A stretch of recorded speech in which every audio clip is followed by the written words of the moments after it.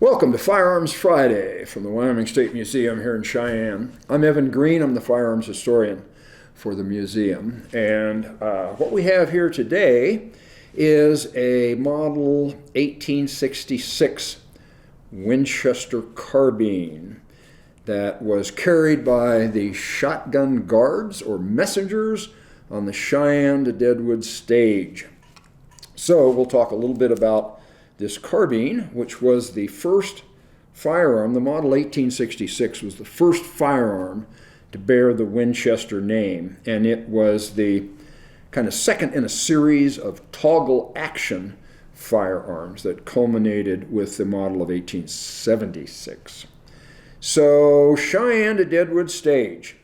Let's do a little bit of background and a timeline on why the Cheyenne to Deadwood stage was a big thing between 1876 and 1887. Let's start with our friend George Custer. In 1874, Custer led an expedition into the Black Hills of what is now South Dakota. And the Black Hills were a holy place for the Lakota. But Custer, on this expedition, had 1,000 soldiers and a big wagon train of supplies and equipment. And Custer being Custer, he took along 4 journalists, 4 newspaper reporters, and a couple of miners. And in the course of this expedition, the miners who were panning for gold found some. And I don't know if this is a quote of Custer or if it was made up by one of those reporters, but the word that got back to the rest of the country was that there was gold from the grassroots down. And of course, that triggered a rush into the Black Hills.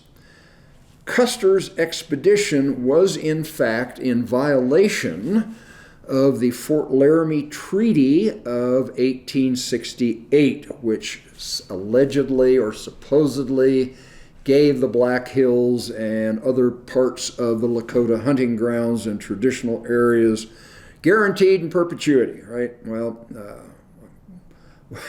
I don't remember who this was, but one Native American leader said the white man made all sorts of promises. He only kept one. He promised to take our land, and he did. And eventually the Black Hills were colonized, to say, and the Lakota were removed from that area. So 1874, Custer goes into the Black Hills. Gold is found. And the Native Americans ever after referred to his route going into the Black Hills as the Thieves' Road. So 1874, Custer's expedition, gold is found. 1875, the Wyoming Territorial Legislature authorized an appropriation to build a stage road from Cheyenne initially to Custer City and eventually on to Deadwood.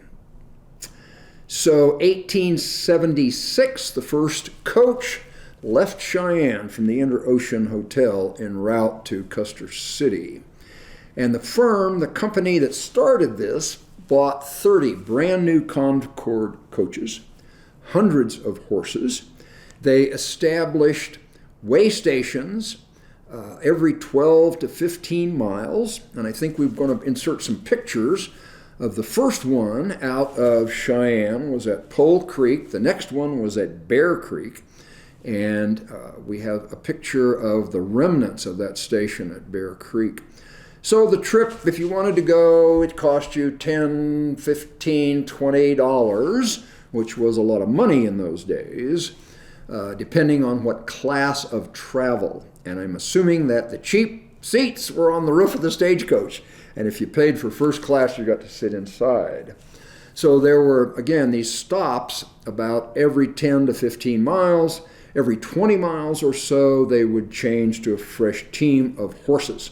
It was a 6-horse hitch. So the first day out, they stopped for the night at Fort Laramie. The next day, the overnight stay was at the Hat Creek Station. And the third, they might have gone by that time as far as Custer City. But the whole route, time on the coach was 48 to 54 hours, depending on road conditions and how often they were stopped by road agents. So 1876 was the first coach. 1877 was the first time that a driver on the Stagecoach was killed by road agents. The driver's name was Johnny Slaughter. In 1878, the stage company, and they were transporting people from Cheyenne to Deadwood. They were transporting gold back to Cheyenne to the railhead. And it was a lucrative market for road agents because the people going north had their grub stake with them. And the road agents would take their gold watch, their money, their cell phone. No, wait, that's today.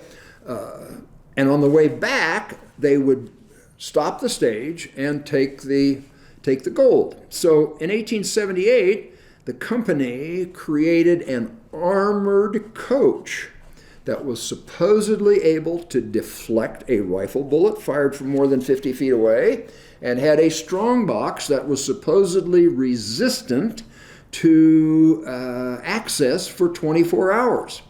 So when the stage was stopped at the Cold Creek Station, one of the guards bailed out. There was a firefight.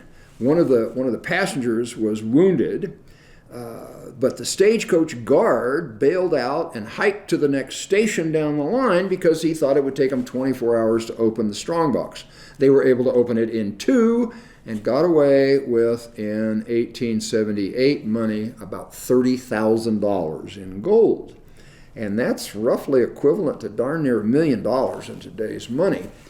But they were eventually apprehended and put on a stagecoach to take them to Deadwood for trial. The vigilantes stopped the stagecoach, took them out, and lynched the gang. So you did those robberies at your own risk. One of the interesting side notes is one of the shotgun messengers was a guy named Daniel Boone May. And in the course of one of these robberies, he shot and killed a guy named Frank Toll. Frank Toll was wanted in Carbon County, Wyoming, for his part in the ambush assassination of 2 law enforcement officers. So Boone May shot and killed this guy, buried him along the trail, found out later that there was a substantial reward for Frank Toll.